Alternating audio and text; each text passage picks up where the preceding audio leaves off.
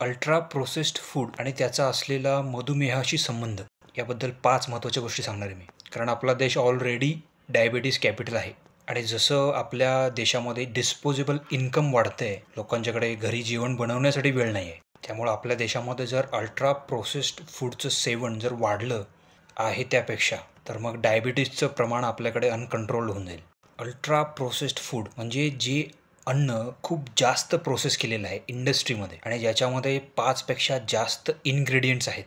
Added ingredients, emulsifiers, sweeteners, flavouring agents, colours. Example chips, cookies, candies, pastries, ice creams, sugary colas, energy drinks किंवा flavoured yogurts, ready to eat meals, noodles. हे असलं सगळं घरामध्ये विकत आणण्याआधी आणि खाण्याआधी या 5 महत्त्वाच्या गोष्टी ध्यानामध्ये ठेवा. काउंटडाऊन करूया. Number 5, increased risk of diabetes. हे असलं अल्ट्रा प्रोसेस्ड फूड जर तुमच्या डाएटमध्ये तुम्ही 10% वाढवलं ना, तर तुमची डायबिटीजची रिस्क 12 ते 25% वाढते. हे सगळे शुगरी ड्रिंक्स, इव्हन आर्टिफिशियल स्वीटनरवाले ड्रिंक्स किंवा रेडी टू ईट मील्समुळं डायबिटीजची रिस्क खूपच वाढते. Number 4, food additives and chemicals.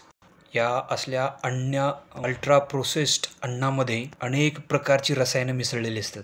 कलरसाठी, फ्लेवरसाठी किंवा टिकवण्यासाठी. आणि यातली काही रसायनं इन्सुलिनच्या सिग्नलिंगमध्ये अडथळे आणतात. त्यामुळे इन्सुलिनचा रेजिस्टन्स वाढू शकतो आणि मग डायबिटीज.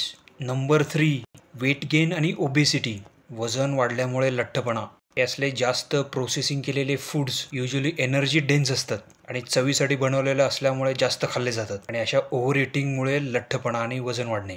आणि मग टाईप 2 डायबिटीज.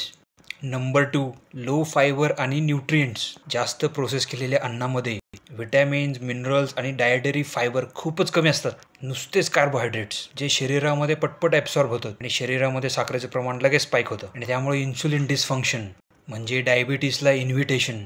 आणि नंबर 1, या असल्या अन्नपदार्थामध्ये भरभरून साखर, फॅट आणि सॉल्ट असते म्हणजेच मीठ. आणि यामुळे शरीरामध्ये इन्फ्लेमेशन आणि इन्सुलिन रेजिस्टन्स होतो आणि त्यामुळे टाईप 2 डायबिटीजची रिस्क वाढते.